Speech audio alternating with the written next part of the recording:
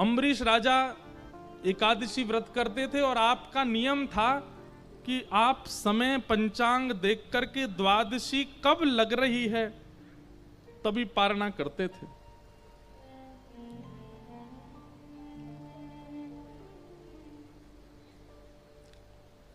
और आपका नियम था कि आप एकादशी के बाद द्वादशी पारणा में पहले वैष्णव संतों को प्रसाद पवाते थे। हर एकादशी पर वैष्णव संतों को प्रसाद पवाने के बाद जब वैष्णव प्रसाद पाकर के चले जाते, उनके प्रसाद को मुख में धारण करके आप अपनी एकादशी व्रत को पूर्ण करते थे। ऐसी एकादशी करते थे अम्बरीश राजा। इसीलिए कहा अम्बरीशो महाभाग, महाभागवत।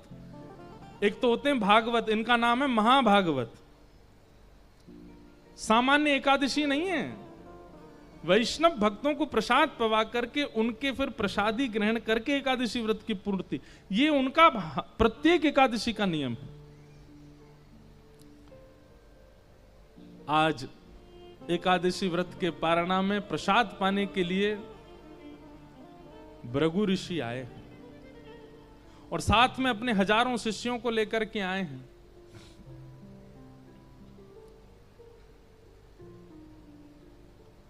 आए, चरण धोए, चरण धो करके उनका तिलक किया, बहु सम्मान किया, माला पहनाई, दक्षिणा प्रदान की। अम्बरीश राजा ने कहा भगवान प्रसाद तैयार है, आप पाने के लिए विराज जाइए। भृगु ऋषि बोले अभी संध्या का समय हो गया है, हम संध्या करके आते हैं, स्नान करके आते हैं, तब तक तुम प्रसाद की तैयारी करो, हम अभी आ रहे हैं। अच्छा, भृगु ऋषि प्रसाद पाने और व्रत पूर्ण कराने नहीं गए थे, वो परीक्षा लेने ही गए थे अम्बरीश राजा की। नारद जी से इतनी प्रशंसा सुनी थी। नारद जी जब भी मिलते भृगु ऋषि को तब कहते भाई भक्त तो अम्बरीश है, सप्त द्वीपों का राजा भक्त अम्बरीश है, उस जैसा भक्त नहीं देखा। तो इनके मन में भी आया हम भी तो देखें ऐसा कैसा भक्त है। अम्बरीश महाराज का नियम था कि आप संतों को प्रसाद पवाते और जैसे ही पारणा का समय होता उसी समय प्रसाद ग्रहण करके अपना व्रत खोलते थे।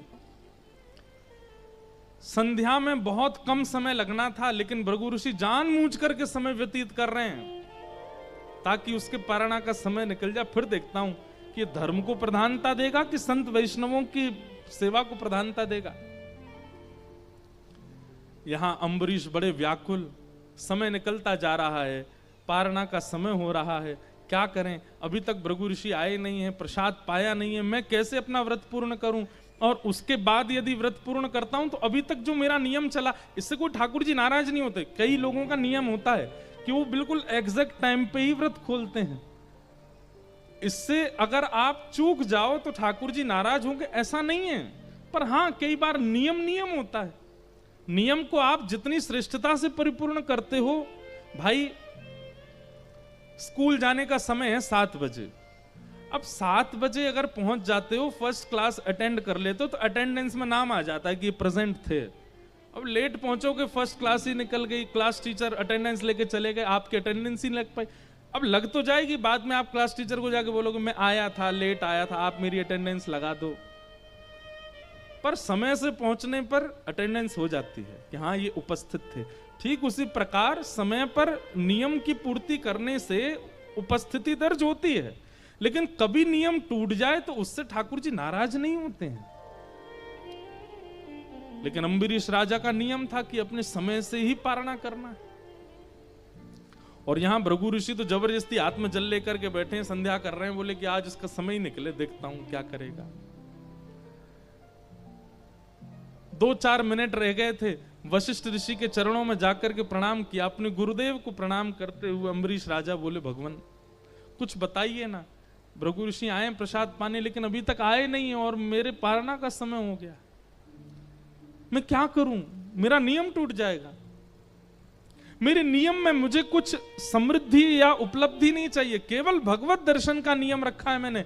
मैं इस नियम को इसलिए पालन करता हूं ताकि ठाकुर जी मेरे हो जाएं बस। और कहीं ये नियम टूट गया तो ठाकुर जी मेरे होने में दिक्कत ना हो जाए। वशिष्ठ ऋषि बोले देखो तुम एक काम करो, बोले क्या, ठाकुर जी का अभिषेक करो और अभिषेक करके जो पंचामृत ठाकुर जी का होगा उसका पान कर लो। अपना नियम भी हो जाएगा, और फिर जब भृगु ऋषि पाके चले जाएं तो उस प्रसाद को पा लेना। और आपने तुरंत ठाकुर जी का अभिषेक किया पंचामृत हाथ में लेकर के, और जैसे ही पारणा का समय हुआ तुरंत उसको पान करके अपना नियम पूरा कर दिया। ये यहां पी ही रहे थे कि इतने में भृगु ऋषि आ गए, और भृगु ऋषि आकर के बोले, अच्छा हमको बुलाना तो ढोंग है तुम्हारा, तुम तो केवल अपने नियम के पक्के हो, अपने नियम का पालन करना जानते हो। अरे जब ये नियम था कि कोई ऋषि आकर के पाएगा उसके प्रसाद के बाद ही मैं ग्रहण करूंगा, तो ये नियम तुमने तोड़ा क्यों? अम्बरीश राजा बोले, नहीं मैंने वैसे नहीं, कोई भाव नहीं था भगवान, अन्न सेवन तो अभी भी आपके प्रसाद के बाद ही पाऊंगा, केवल मेरे एक समय पर नियम पूर्ति के लिए मैंने गुरु आज्ञा लेकर के बस चरणामृत लिया। लेकिन भृगु ऋषि तो भृगु ऋषि क्रोध में भर गए, तुरंत अपनी जटा फेंक करके नीचे कृत्या नाम की राक्षसी प्रकट हो गई और उसको कहा, विध्वंस कर दो अम्बरीश राजा का। अम्बरीश राजा तो हाथ जोड़ करके बैठ गए, नेत्रों से आंसू, बोले भगवत मिलन तो हुआ नहीं, एक राक्षसी के द्वारा वध होगा मेरा। हे नाथ मेरी रक्षा करो, मैंने जानबूझ करके वैष्णव अपराध नहीं किया है, मैंने ऋषि का अपराध जानबूझ केवल अपने नियम की रक्षा के लिए आपका चरणामृत सेवन किया है। ठाकुर जी से कहां देखा जा रहा था? प्रबल प्रेम के पाले पड़कर हरि को नियम बदलते देखा, अपना मान टले टल जाए पर भक्त का मान न टलते देखा। तुरंत भगवान ने सुदर्शन जी को आज्ञा की, बोले जाइए पहले तो कृत्या को खत्म करो, और उसके बाद ये बहुत सबको श्राप देते रहते, भृगु ऋषि आज इनको मजा चखाओ। इतने में ही देखा कि दूसरे सूर्य के समान तेज पृथ्वी की ओर आ रहा है। देख करके कृत्या घबराई, वो सूर्य नहीं था, सुदर्शन जी महाराज थे। हमारे जगन्नाथपुरी में महाप्रभु जी 4 विग्रह में विराज रहे हैं, श्री जगन्नाथ जी, सुभद्रा जी, बलराम जी, और श्री जगन्नाथ जी के ठीक बगल में श्री सुदर्शन जी। सुदर्शन यहां संगी रहते हैं ठाकुर जी के, और सुदर्शन जी भी विकराल रूप में नहीं है, मैं सामान्य से रूप में हैं। नील चक्र के रूप में ऊपर मंदिर के ऊपर जो चक्र विराजमान है वो नील चक्र के रूप में, वहां सुदर्शन जी का एक चक्र रूप में दर्शन है। बाकी ठाकुर जी के बगल में तो वंशी की तरह सुदर्शन जी बैठे हैं, और जगन्नाथ जी इतने बड़े हैं तो वंशी की तरह ही लगती हैं सुदर्शन जी महाराज। सुदर्शन जी को आज्ञा कर दी, जाकर के कृत्या का वध कर दिया, और कृत्या के बाद सुदर्शन जी भागे भृगु ऋषि के पीछे, तीनों लोकों में डोल लिए। इंद्र से जाकर के कहा रक्षा करो, नहीं कर पाए। शंकर जी से कहा रक्षा करो, नहीं कर पाए। यमराज से कहा रक्षा करो, नहीं कर पाए। दौड़ते दौड़ते सुदर्शन जी से ही बोले कि भैया कैसे बचा, आपसे कैसे बचूं, आप ही बताओ।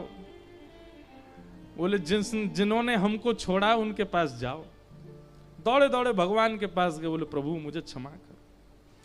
भगवान बोले देखो ये सुदर्शन जी रहते हमारे पास हैं, पर ये हमसे ज्यादा हमारे भक्तों के सेवक हैं। ठाकुर जी की लीला देखो क्या कह रहे हैं, बोले हमसे ज्यादा हमारे भक्तों के सेवक हैं, हमारे कहने से नहीं रुकेंगे ये। अगर भक्त राज अम्बरीश कह देगा तो ये रुक जाएंगे, और उसके लिए आपको अम्बरीश के चरणों में जाकर के क्षमा याचना करनी पड़ेगी। कितने अपने भक्तों से कितना प्रेम करते हैं ठाकुर जी। भृगु ऋषि बोले आप एक बार कह के तो देखिए। भगवान बोले सुदर्शन जी रुक जाओ, सुदर्शन जी रुक जाओ। सुदर्शन जी रुके नहीं, भीतर से सब पता है आपस में। सुदर्शन जी तो और उग्र रूप में, देखो रुके ही नहीं रहे, सुने ही नहीं रहे हमारी, जाओ अम्बरीश राजा के पास जाओ। अंत में भृगु ऋषि दौड़े दौड़े आए और साष्टांग प्रणाम किया अम्बरीश राजा को, मुझे क्षमा कर दो, मैंने तुम्हारी परीक्षा की, मुझसे अपराध हो गया। अम्बरीश राजा के तो नेत्र सजल हो गए, दंडवत। बोले नहीं भगवान आप कृपा करके मुझे प्रणाम ना करें। बोले एक बार कह दो क्षमा कर। बोले नहीं आपने कुछ किया ही नहीं, मैं क्यों कहूं। बोले भैया तू देरी करेगा ये मुझे मार देंगे, तू बोल दे एक बार। अंत में अम्बरीश जी ने सुदर्शन जी से प्रार्थना की कि आप इनको कुछ मत कहो। तुरंत सुदर्शन जी शांत हो गए, लौट करके वापस चले गए।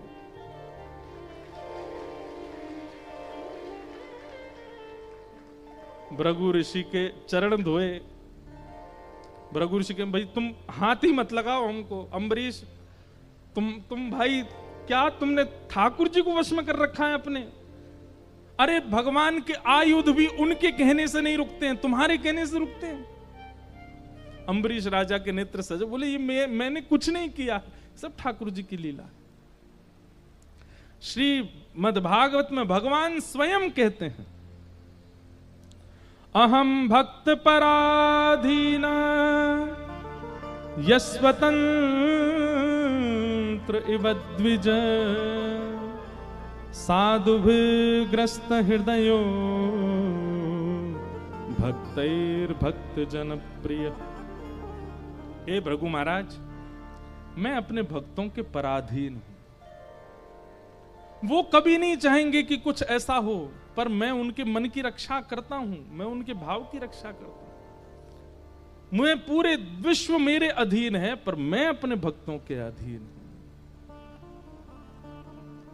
मैं अपने भक्तों के चाहे क्रिया करता हूं। इसलिए मेरे भक्तों का कभी भी आप अपराध मत करना, क्योंकि उनका अपमान होने पर वो तो क्षमा कर देंगे, पर मैं क्षमा नहीं करता हूं, मैं नहीं छोड़ता हूं। इसलिए दुनिया में बंधुओं कोई भी अपराध हो जाए सबसे क्षमा मिल जाएगी, लेकिन कभी किसी वैष्णव का अपराध मत करना, किसी भक्त का अपराध मत करना। ठाकुर जी को वो प्रिय नहीं। ऐसे महाराज अम्बरीश, उनका चरित्र भागवत जी में कहा गया है।